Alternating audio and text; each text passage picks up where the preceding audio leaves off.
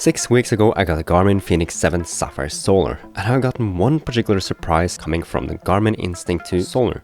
This is AJ Miller, and this is my initial review of the Garmin Fenix 7 Saphire Solar. After I reviewed the Garmin Instinct 2 for 6 months, it was time to find a new watch.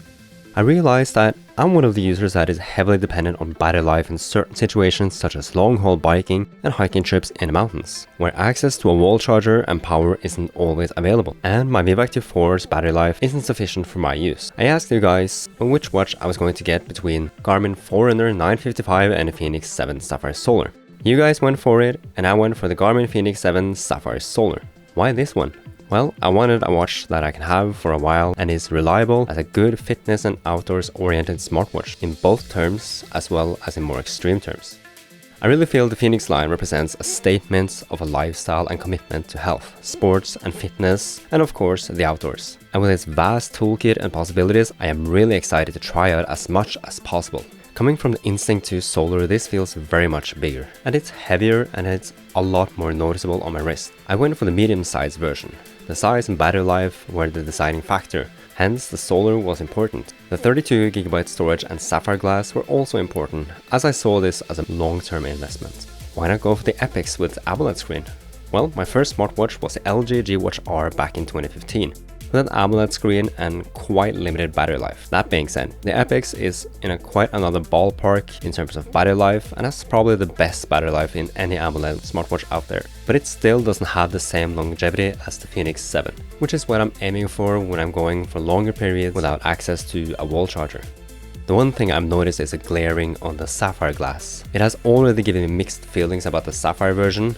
This is really not a problem, but the glare is real and much more prominent than I remember on my Vivo Active 4. I guess all it takes is getting used to it and make the body memory remember where the best viewing angle is. I've also gotten a protective TPU case for the Fenix 7. It feels a lot more fragile than the Instinct 2 Solar was with its rugged case, and also I read that the titanium body is a lot more prone to scratching than aluminum, so protecting the watch feels necessary when doing indoor climbing or bouldering. I have mixed feelings about indoor climbing or bouldering though, as I'm still trying to figure out the potential and usefulness of it for me as a medicore amateur climber, but I guess for a lot of data-driven people, climbing with the Fenix 7 will be quite nice to do. And also I read a lot of stories about how strong the sapphire glass is, so I feel that climbing or bouldering with the Fenix 7 Solar is more or less safe, but bear in mind that it can really hit something hard, have a fall and break your watch. I have really missed having music on my watch and just connect my headset and press play and go for a run. And that's something I've been enjoying already with the Fenix 7. The music controls isn't as intuitive on the Vivo Active 4, but I guess the conversion from a button-only layout to buttons and touch layout takes some time getting used to with the Fenix development team. So far, I've tried out various activities and are still figuring out how to optimize my data screens to my needs. The HRV status is quite interesting metric. And so far, I've noticed a tendency of the HRV to drop down when I get less optimal sleep. The morning report, however, is a really nice feature to have that at least sets you up mentally up for starting the day, and so far I have really enjoyed it. Feel free to comment below what you want me to look further into with my future Garmin Fenix 7 Saphire Solar videos. And that's it.